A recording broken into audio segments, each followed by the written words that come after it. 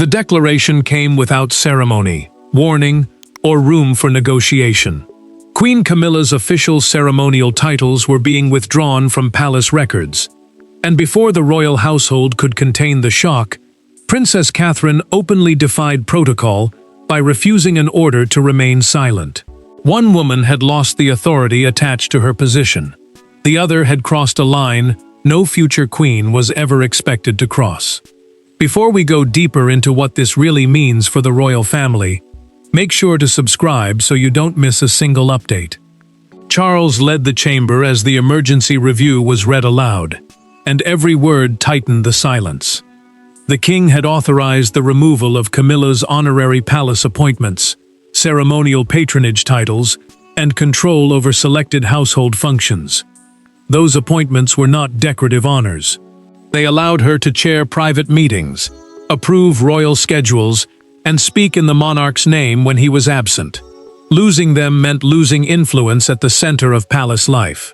Catherine had already received a direct instruction: stay away from the title removal briefing, make no private comment, and wait for an approved statement from the king's office. Royal protocol, the rules controlling how senior family members behave and communicate, demanded obedience. Any challenge from the princess could appear ambitious, disloyal, or calculated. Still, she believed silence would protect the wrong person. The closed door changed everything. Catherine entered before the briefing began, crossed the chamber, and placed the sealed protocol order on the table.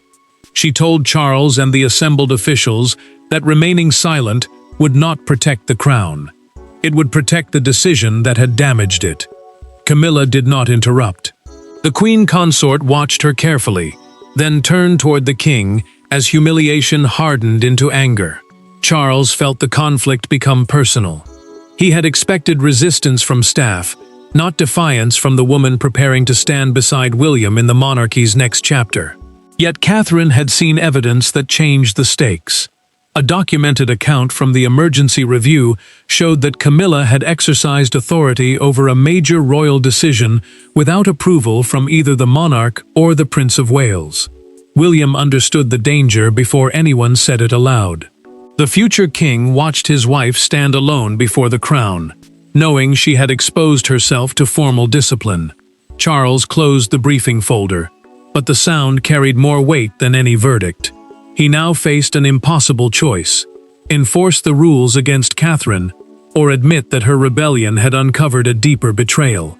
But before the palace could decide how to punish Catherine, everyone inside that chamber had to confront the private wounds that made her rebellion inevitable. Saved for all upcoming sections. I'll work faster, and slight word count variation is fine. Behind the titles, decrees, and guarded palace doors stood three people carrying very different fears. Catherine feared that silence would allow the same mistakes to poison another generation. Camilla feared losing the legitimacy she had spent years building. Charles feared that disciplining one woman would destroy the other. The monarchy called it a constitutional matter, but inside the family, it felt like betrayal, judgment, and survival. William found Catherine alone after the briefing, standing beside an untouched cup of tea. The prince did not raise his voice. He simply asked whether she understood what she had done. Her future depended on discipline, restraint, and respect for royal hierarchy, the formal order that determines who may act, speak, and decide within the family. By entering that closed meeting, she had risked appearing ambitious before ever becoming queen. Catherine met his eyes and answered quietly. She understood exactly what she had done. More importantly, she understood what would have happened had she done nothing. The princess had watched warnings disappear, decisions pass without proper approval, and silence become a shield for power. William heard no pride in her voice. He heard fear, not for herself, but for the system their children would one day inherit. Camilla faced a different kind of loss. The queen consort removed the insignia attached to one abolished appointment and placed it on a side table. An insignia was the official badge representing a royal role, and surrendering it meant accepting that the authority behind it had ended. She told Charles that Catherine had not merely challenged procedure, she had chosen the moment of Camilla's deepest humiliation to claim the moral ground. Charles did not defend either woman. The king admitted that Catherine's intervention had destroyed the palace's planned explanation. Officials had intended to describe the removals as a voluntary restructuring, meaning a harmless change in duties rather than punishment. Her defiance forced the household to acknowledge the truth. Disciplinary action had taken place, and Camilla's powers had been withdrawn for a reason. William began examining how his wife's concerns had been handled. The future king discovered 2 formal requests in a documented internal account, both submitted through the correct channels. Neither had reached Charles. Members of Camilla's office had delayed the first and redirected the second, ensuring the warnings died before the monarch could read them. The discovery changed William's anger into suspicion. Catherine had not rushed into rebellion. She had been cornered into it. As he traced the blocked messages, one date appeared repeatedly in the record: a private ceremony held 6 weeks earlier. That forgotten ceremony had looked harmless at the time. Yet one unauthorized instruction given behind its closed doors would become the point of no return. 6 weeks before the palace erupted, a private investiture inside Windsor Castle passed without public incident. The guests departed, the music ended, and the official record appeared complete. Yet during the final minutes of that ceremony, Camilla issued an instruction that bypassed Charles, overruled William's household, and placed Catherine's future authority in question. Everyone later remembered that moment as the instant the family crossed into open conflict. Catherine had entered the ceremony believing her role was settled. The investiture, a formal royal event where duties, honors, or responsibilities are officially recognized, included senior household representatives finalizing the coming year's work. Her new National Children's Initiative carried unusual weight because it had been approved directly by Charles and William. It was not merely another charity project. It was meant to define part of the princess's future public mission. Camilla moved quietly before the final announcement. The queen consort called an equerry aside and instructed him to place the initiative under her office. An equerry is a senior royal aide trusted with official duties and personal instructions. She also ordered Catherine's position changed from principal royal sponsor to supporting representative, reducing the woman who had developed the program to a secondary role. The words landed without warning. Catherine heard the revised announcement read aloud and immediately understood what had been taken from her. The princess remained composed, but her hand tightened against the edge of her chair as Camilla accepted acknowledgement for work built by another household. Charles did not yet know the wording had been altered, and William's team believed the original arrangement was still in force. Catherine waited until the ceremony ended. She then confronted Camilla in a private side room and asked who had authorized the change. The queen consort answered that seniority gave her the right to correct the arrangement. Her voice remained calm, but she produced no signed order, no instruction from the king, and no approval from the Prince of Wales. Suspicion deepened hours later. A palace secretary reviewing the ceremony's documented account discovered that Camilla's office had approved the alteration through an inactive ceremonial designation. That designation was an old title once used to confirm limited household matters, but it no longer carried legal or operational authority. Its appearance created the false impression that Charles had personally approved the decision. Catherine submitted the evidence through official channels. The princess expected the record to reach the monarch, but her first warning stalled, and her second vanished entirely. Someone inside the queen consort's office had ensured neither message reached Charles. The failure changed everything. Catherine realized that following procedure would only bury the truth more deeply. The next time she challenged Camilla, she would do it where no aid could delay her, no title could shield her, and no ceremony could soften what had to be said. When Catherine and Camilla finally stood face to face again, there would be no ceremony to soften their words, and no staff member willing to stand between them. The confrontation did not begin with shouting. It began with a chair being pulled away from the council table. Catherine refused to sit, Camilla refused to apologize, and Charles watched the two women measure each other in a silence heavier than any accusation. Then the princess spoke 7 words that shattered the remaining politeness. "You knew that authority was not yours." Charles had ordered the meeting immediately after the emergency briefing. The king chose a smaller council room and dismissed every communications aid, leaving no prepared statement and no official shield between them. A council room is a private royal space used for serious internal decisions, and this one now held only the monarch, the woman whose titles had been removed, and the future queen who had defied him. William remained outside at his father's command. The prince understood why, but the choice still cut deeply. Catherine would have to defend herself without his voice, while Camilla sat beside the man whose confidence had once made her untouchable.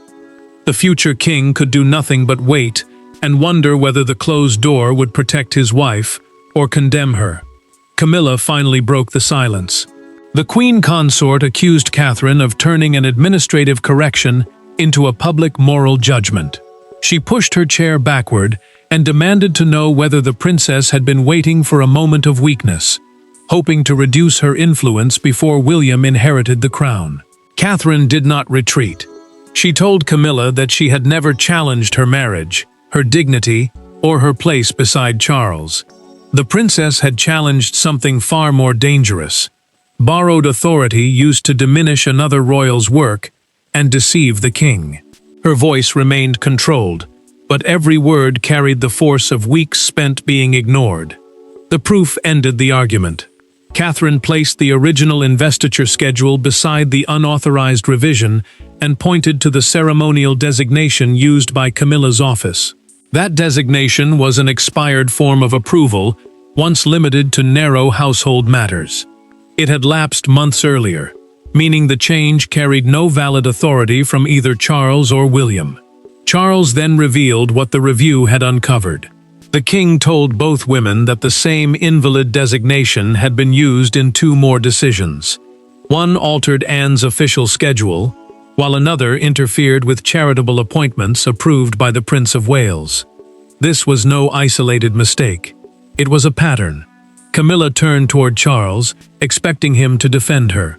Instead, the monarch placed his pen on the table and said the final decision had not been his alone. The true force behind Camilla's downfall was about to be exposed, and it reached far beyond Catherine's act of defiance. Camilla believed Catherine had engineered the removal of her titles, but the truth was more unsettling. The decision had been built quietly by 3 figures who rarely stood together: Charles, William, and Princess Anne. Each possessed a different form of authority. Each had seen a different warning sign. And when their evidence was finally placed side by side, the king understood that inaction would endanger the crown itself. Charles alone held the power to remove the appointments, yet the monarch refused to act on anger or pressure. Constitutional authority meant his formal right to make binding decisions for the royal household, but using it against his wife carried a personal cost no document could soften. He asked William and Anne to review the disputed instructions separately, knowing their conclusions might force him toward the decision he feared. William studied how the unauthorized orders could damage future royal operations. The prince examined altered schedules, redirected charitable duties, and approvals issued without his knowledge. Every irregularity threatened more than one project. If informal influence could override the heir's office now, the same weakness could follow him when he became king. Anne focused on the machinery behind the deception. The Princess Royal reviewed ceremonial procedures, meaning the formal rules governing duties, appearances, and royal authority. She discovered that an expired title had repeatedly been used like an approval stamp, creating powers that had never been granted. What looked like custom had slowly become control. William entered his father's study carrying the final review summary. The future king paused before handing it over, because he knew the recommendation would wound Charles as a husband, even while protecting him as monarch. He told the king that the evidence left no safe middle ground. Delaying action would make every disputed instruction appear valid. Anne offered no comfort. She told her brother that love could shape private loyalty, but it could never create public authority. The Princess Royal warned that refusing to correct Camilla's actions would make future royal orders suspect, because staff would no longer know whether power came from the sovereign or from whoever stood closest to him. Charles read the documented findings twice. The king learned that Camilla's office had used the invalid designation as an informal approval mechanism, influencing decisions without his direct signature. This was not one careless act. It was a pattern capable of weakening the entire chain of command. Catherine had no place in the final vote. Her defiance exposed the suppressed evidence. But Charles, William, and Anne jointly decided that the appointments had to end immediately. Camilla had blamed the princess, yet the judgment came from the three people responsible for protecting the crown. The punishment became real, not when the announcement was read, but when doors that had opened for years suddenly remained closed. The first consequence arrived the following morning. Camilla approached the weekly household briefing, as she had done for years, only to find a senior equerry waiting outside the chamber. He did not raise his voice or offer an explanation. He simply stepped across the doorway and informed her that attendance was now restricted to designated office holders. For the first time, the queen consort was being treated as a guest inside her own royal life. Camilla did not move. The weekly household briefing was the private meeting where senior officials coordinated royal duties, schedules, and major decisions. Her name had already been removed from the attendance list, along with the abolished designations that once appeared on internal schedules, ceremonial rosters, and official correspondence. The change was immediate. It was also humiliatingly precise. The queen consort looked past the equerry toward the chair she had occupied for years. No one inside came to explain. No one challenged the order. She understood then that the punishment was not symbolic. Her public place beside Charles remained, but the machinery of influence around that position had been cut away. Marriage still gave her closeness. It no longer gave her command. Catherine received her own blow before noon. The princess opened a formal notice stating that her breach of protocol would be reviewed separately. A protocol review is an internal process used to judge whether a royal has broken the rules governing conduct and authority. She felt no victory. Camilla's humiliation had not protected her own future, and one act of defiance could still damage the trust she would need as a future queen. Aides began moving files from Camilla's office that afternoon. Future ceremonial planning would now pass through Charles, William, Anne, or teams formally authorized by Catherine. The transfers exposed how deeply the queen consort's influence had reached. Every folder removed was another reminder that the authority surrounding her had not faded gradually. It had been taken in a single, deliberate judgment. Charles faced her privately when she asked for a delay. The king listened, but he refused. He told Camilla that reversing the order would suggest the crown's rules changed whenever personal pain became strong enough. She answered that he was treating her like an offender. He replied that he was protecting the monarchy from a second crisis. Silence followed them into the evening. Camilla then sent Catherine a direct private message, asking for a meeting without Charles, William, secretaries, or witnesses. The queen consort wanted no official record and no one to speak on her behalf. Catherine read the request twice. Then the princess agreed. With every title and official buffer stripped away, the two women would finally speak not as rivals in a hierarchy, but as people confronting the damage between them. There were no aides in the room, no official folders on the table, and no monarch waiting to settle the argument. Camilla arrived first. Catherine entered moments later and closed the door herself. For several seconds, neither woman spoke. Without their offices, titles, or supporters surrounding them, the conflict became painfully simple. One feared being erased, while the other refused to let fear justify control. Camilla had chosen a private sitting room far from the formal apartments. The space carried no official status, meaning the conversation would not be treated as part of the royal record or preserved as a formal palace meeting. She wanted no secretary shaping her words and no witness turning hesitation into strategy. For once, the queen consort had to speak without institutional protection.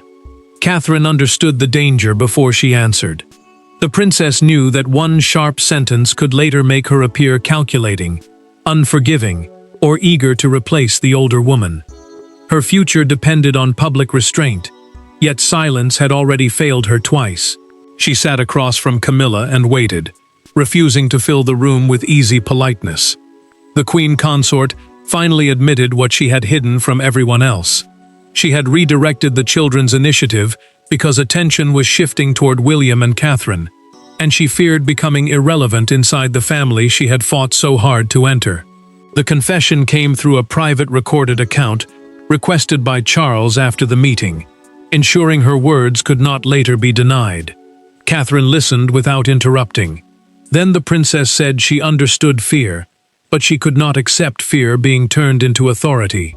Her own children would one day inherit the consequences of every rule the family ignored.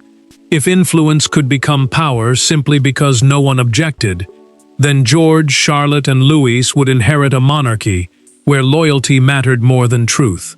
Camilla then revealed the belief that had allowed everything to happen. She never expected the inactive designation to be examined, because informal household decisions had passed through similar channels for years. The queen consort had mistaken silence for approval and habit for permission. No boundary had been enforced, so she convinced herself none truly existed. Catherine answered with equal honesty. She had not entered the briefing to destroy Camilla. The princess had submitted 2 warnings through proper channels, and both had disappeared. Direct defiance became the only path left when obedience was being used to bury evidence. The queen consort rose with one final decision. She would not challenge the loss of her titles, and she would tell Charles that Catherine's protocol breach must not cost her future role. That private concession changed the emotional meaning of the crisis. But outside the palace, the country had already turned the confrontation into a national judgment. By sunrise, the palace could no longer control the meaning of what had happened. One newspaper carried Catherine's face across its entire front page beneath the words, "She broke the rule to save it." Another called Camilla's title removal the harshest internal correction of Charles's reign. Outside Buckingham Palace, supporters gathered behind barriers, divided not over whether protocol mattered, but over who had truly protected the crown. Broadcasters turned the crisis into a national argument. One side called Catherine's defiance dangerous, because royal authority depends on discipline and clear lines of command. The other praised her for exposing a failure hidden behind obedience. Palace communications officers then issued a formal statement, meaning the approved public wording released in the monarch's name. It confirmed that Camilla's ceremonial appointments had ended permanently, while her position as Charles's wife remained unchanged. William watched the morning coverage beside Catherine. The prince heard commentators describe her as a future queen, willing to overthrow convention, and every phrase made the conflict sound more ambitious than it had felt inside the palace. She lowered the volume and told him she had never wanted this to become a public contest between 2 women. The princess had acted against abused authority, not against Camilla's existence. Catherine feared the story was becoming too simple. The country wanted a heroine and a villain, yet she knew fear, silence, and failed procedure had all played a part. William reminded her that the evidence had forced the decision, but the future king could see she took no pleasure in the older woman's humiliation. Victory had brought no peace. Camilla faced the same headline alone before Charles entered. The queen consort did not tear the newspaper or push it away. She folded it carefully and admitted that the words reflected a truth she could no longer avoid. Catherine had broken a rule, but she had done so only after Camilla's office allowed proper warnings to disappear. Charles listened without interrupting. The king then heard a broadcaster read the official wording live and stressed that the removals were permanent. That single word ended every rumor of a temporary punishment or private reversal. The monarch understood that the country had now witnessed a boundary being enforced. Outside Buckingham Palace, one woman raised a handwritten sign declaring, "Duty is not silence." A few steps away, another supporter placed flowers near the gates for Camilla. One gesture honored defiance, the other recognized loss. Together, they captured a nation divided in judgment, but united in understanding that something serious had changed. Charles prepared one final family address.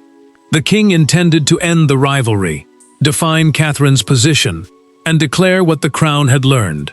The world had delivered its judgment in headlines and crowds, but only the king could give the family a final verdict, strong enough to close the wound.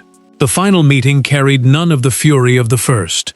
Charles stood before his family with Catherine on one side and Camilla on the other, no longer asking who had won. The crisis had already taken its price. One woman had lost powers she should never have exercised. Another had risked her future to expose the truth. Now the king had to decide what their actions would mean for the monarchy. Charles spoke without hesitation. The king formally confirmed that Camilla's abolished titles and ceremonial powers would not be restored. Ceremonial powers were the official rights attached to royal duties, meetings, and approvals, and removing them permanently separated her personal place beside him from authority she had never been granted. She would remain his wife, but she would no longer command through informal influence. The monarch then turned to Catherine. He ruled that the princess had breached protocol by entering the closed briefing. Yet he also accepted that the violation came only after proper reporting channels had failed twice. Her actions had broken a rule, but the system had broken first. That distinction now mattered more than punishment. Camilla spoke before Charles could announce any penalty. The queen consort acknowledged, through the documented family statement prepared after the meeting, that Catherine's warnings had been blocked. She accepted responsibility for allowing fear of irrelevance to shape her decisions. Her words did not erase what had happened, but they ended the denial that had made the conflict so bitter. Catherine did not celebrate. The princess told Camilla that accountability was not erasure. She promised that no one would attempt to strip away her dignity, marriage, or legitimate place within the family. The younger woman had fought against false authority, not against the older woman's right to belong. Charles then cancelled the disciplinary action. The king ordered a permanent safeguard requiring every disputed royal instruction to carry direct written authorization from the sovereign or designated heir. That safeguard meant no office, title, or private relationship could again create hidden power. William received responsibility for overseeing the new procedure. The prince would protect the future chain of command, while Anne was given authority to review ceremonial appointments and prevent informal influence from becoming official control. The verdict was final. Catherine's defiance had not weakened the crown. It had forced the monarchy to remember that loyalty without honesty becomes obedience to error. Camilla lost titles because she crossed the line between influence and authority, but her acceptance of responsibility preserved her dignity. Charles protected both family and institution by refusing to confuse love with exemption. And as the family left the room together, the verdict was complete. Royal protocol would still command respect, but never again would it be used to bury the truth. Thanks for watching. Please don't forget to like and subscribe, and we will see you in next one.